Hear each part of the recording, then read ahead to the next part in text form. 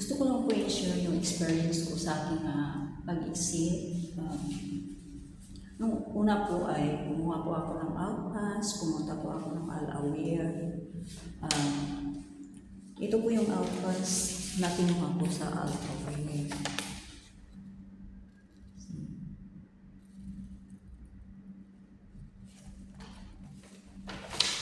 Wala pong bayad pag kumuha kayo ng Outpass sa Al-Aware. At saka, nung October 14, kumuha po ako ng Outpass. Kinabukasan, nagpabook po ako ng ticket sa King Eggers. Inassist po ako doon ni Sir Yormi at saka ni Ma'am Janice. Pagkabook ko po ng ticket, pina-flight po ako ng pagka-afternoon po. So, yun po, successful naman po yung pag-exit ko. Nakabalik agad ako, October 15, ng hapon, 6:45. Yung flight ko po, pero maaga po akong pumunta doon, mga alas 2 pa lang po, pumunta na ako para daw mas maaga po ma-process yung visa ko. So, yun po, sa pag-check-in ko,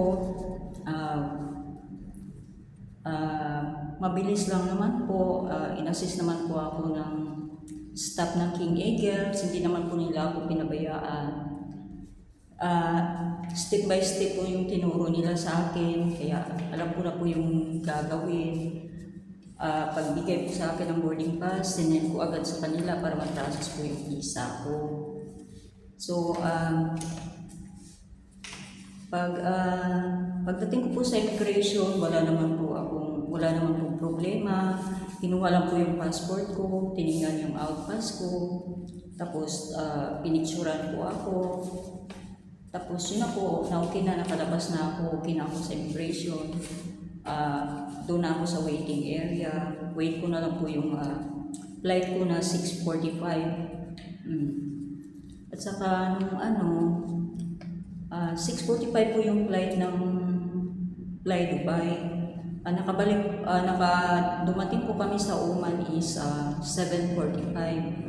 So, nag-wait po kami doon ng mga 1 hour kasi may mga pasahero pa.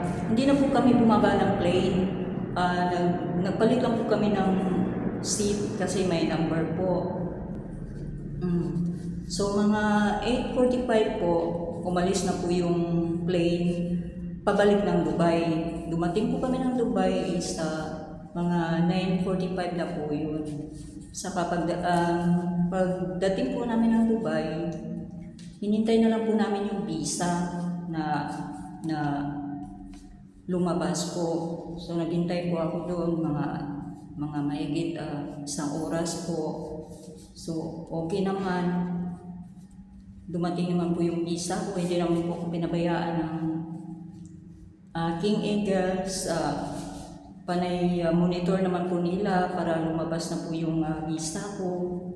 Kaya yun po, paglabas ng visa ko, nakauwi naman po ako ng safe. At nagpapasalamat po ako sa King Eggers staff, kay Sir Yormi, kay Ma'am Janice, Ma'am Lovely, Ma'am Heidi. Maraming salamat po sa pag-assist niyo sa akin.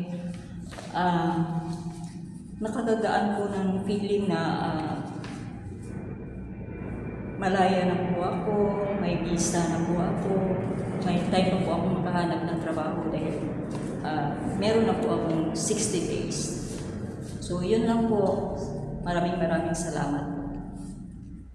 Bye!